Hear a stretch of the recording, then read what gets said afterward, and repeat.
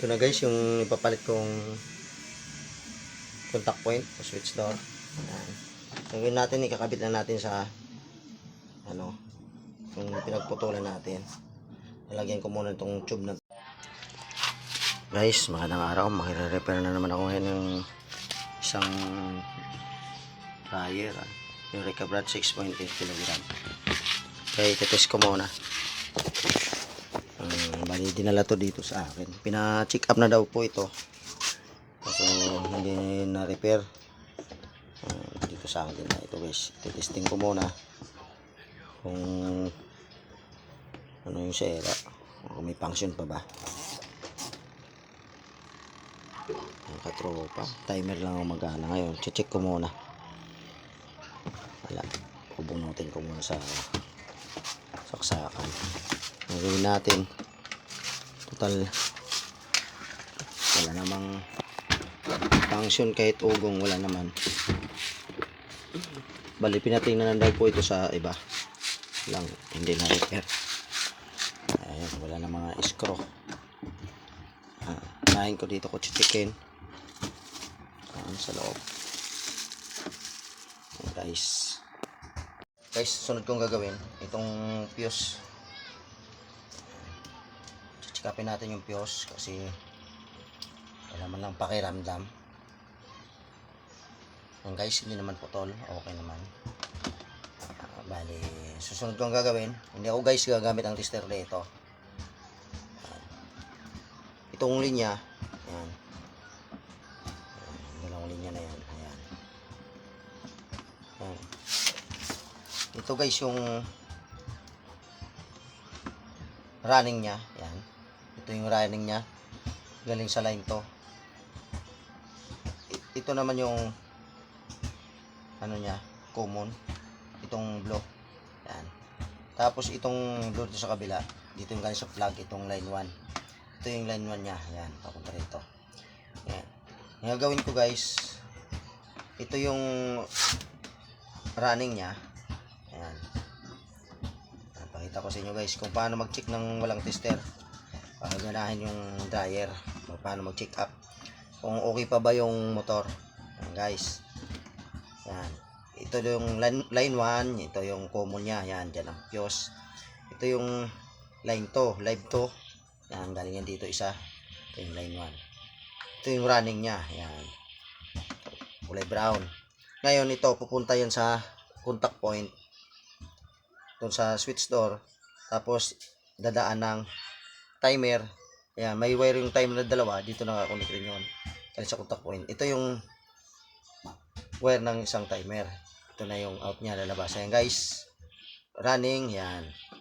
Tapos guys, ilalabas ko yung kapasitor.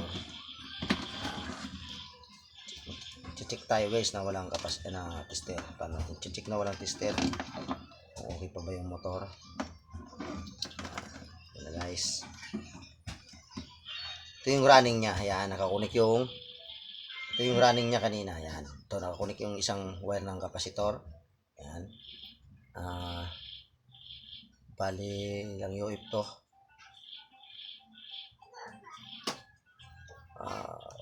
5 UF. 4 UF lang, 4 UF lang po. Ayan, 4 UF. Ayan. Yan, sa running nakakunik. Tapos itong yellow, yan ang starting nya, yun, dito sa, yan. Yan ang starting ng motor. Yan, ang wire na yan. Nakakunik dito sa kapasitor. Paano mag-check nito? Yan.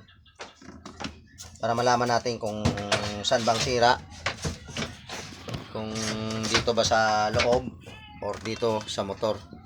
Paano malaman natin na wala tayong tester na gagamitin. Ito guys, may alambre ako. Ayan. Ayan. Gagawin natin guys para hindi tayo magputol-putol o sisirain pa yung wire. Yan, itutusok natin dyan sa yan, line 2. Yan. Yan, tusok natin sa line 2 yan guys. Yan. Papunta yan guys sa ano, switch door o contact point sa timer. Yan. Ito guys yung running niya. Yan. Ito kasi yung running yan. Yan oh. Running yan eh. Unik dyan. Guys. Ito yung running ng spin motor. Ikukunik natin dito guys. Yan. Yan na. Tinusok ko na. Yan. Yan. Para yung power. Para ipakita natin para hindi magulo. Paliwanag natin. Yan. Tanggal. Yan guys. Para kung sira man doon guys sa taas, doon sa timer o sa contact point o may sira man dito, hindi na makalabas yung kuryente, walang supply pa balik dito kung may sira doon o naglulos doon. Kaya gagawin ko, ayan. Ito guys, tinusok ko lang para yung power dito lang, nakarekta na siya. Ayun, susubukan kong isasaksak. Ito guys, wag nyo itong hawakan ito. Kasi may power yan, may kuryente yan. Alam rin ginawa ko dyan. Pag medyo hindi ka yasa dyan, expert, ako kuryente ka dyan. Ayan guys, yan, nakarekta. Hindi ko yung nakahawakan kasi may power yan. Ayan, sasaksak ko. Hindi na natin kailangang pihitin yung timer kasi nakarekta. Subukan ko kung iikot guys. Ayan katropa, umikot. Ayan guys. Titingnan natin sa loob kung pakita ko sa inyo kung umiikot talaga. Yan guys, papakita ko sa inyo kung umiikot nga. Yan guys, kung umiikot oh.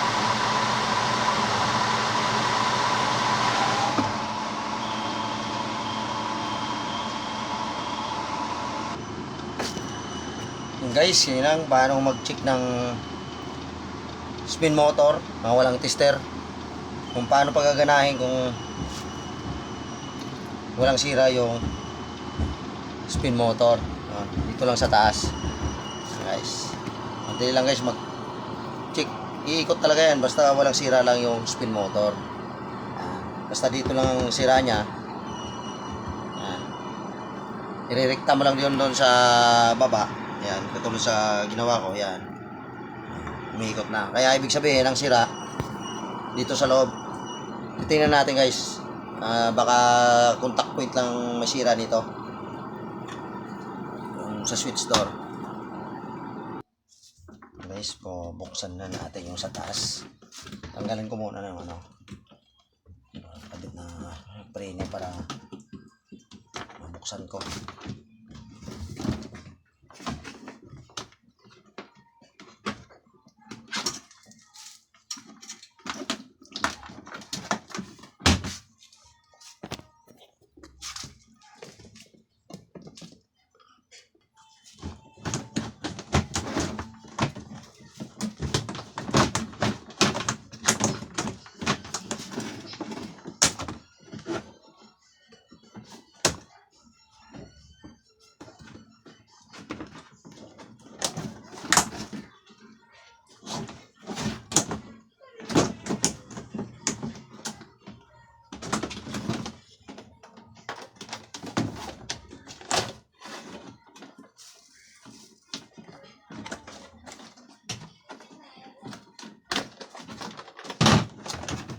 Ito na ako guys, bubuka. Dito ko yung chichikapin ko. Ito ang sira sa loob eh.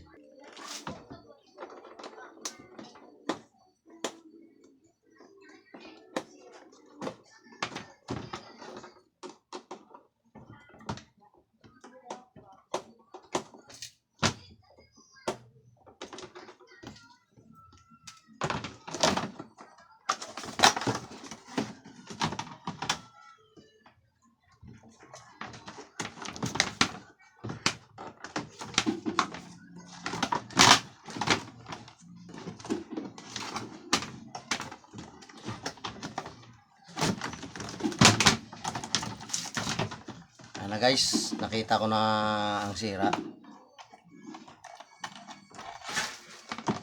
Okay, so ayan o. Ayan sa camera. Ayan, naputol yung contact point. Ayan o, nalusaw na o. Ayan guys, putol siya. Ayan. Ang gawin ko yan, tatanggalin ko yan.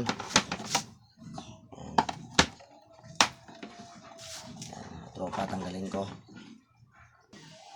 Ito ang sira, oh. Putol, oh. Palitan natin to. Yan, oh, naputol. Yan, dumikit dito. Yan, yan ang kaputol niya, oh.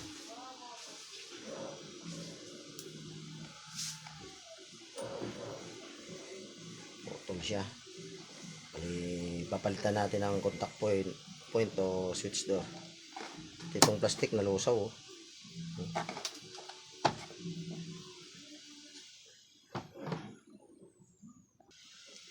Puputulin ko lang ito. Papalitan natin. Ito na guys yung ipapalit kong contact point o switch door. Ayan. Ang gawin natin, ikakabit na natin sa yung pinagputulan natin. Nalagyan ko muna itong tube na to para hindi na ako gagamit ng electrical tape. Yun lang yan, lulugtungin ko. Ayan. Ikot-ikot lang. Tapos ilagay itong tube. Ayan. Ayan guys, ito rin. Ayan natin.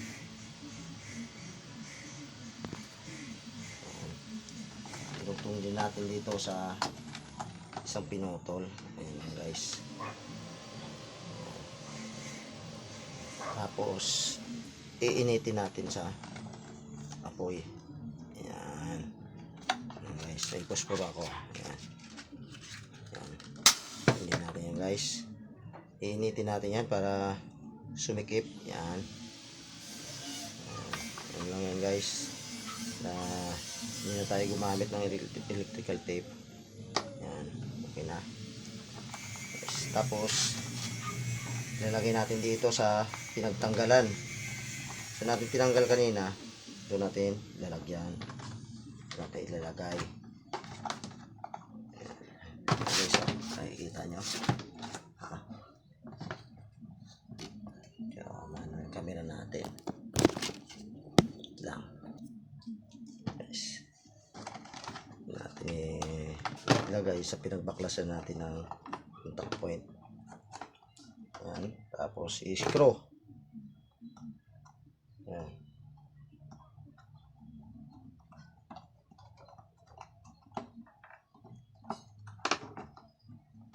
Ayan. I-screw na natin. Guys, ibabalik ko na.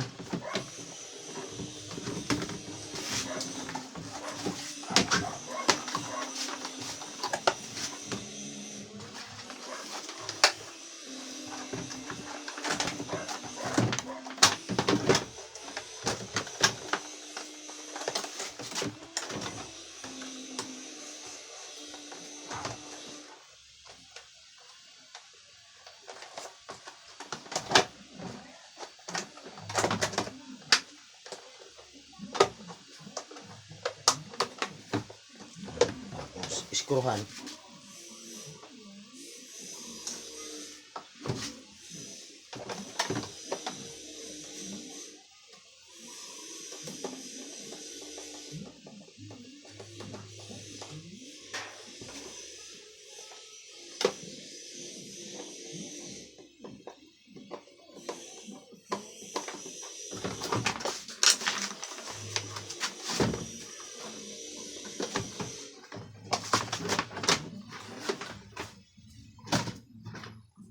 Yan, lumabalik natin itong tubo para sa ano yan.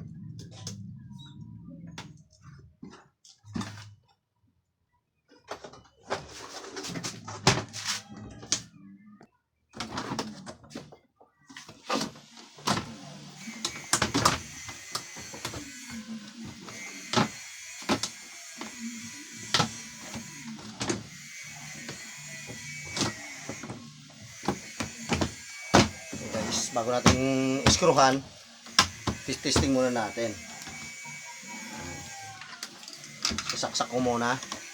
Tapos pilitin yung timer kung iikot ba.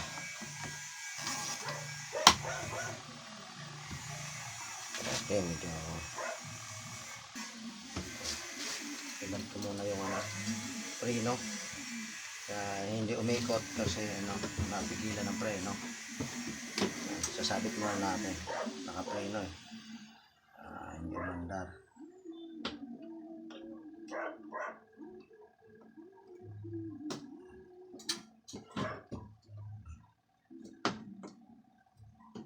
Nice.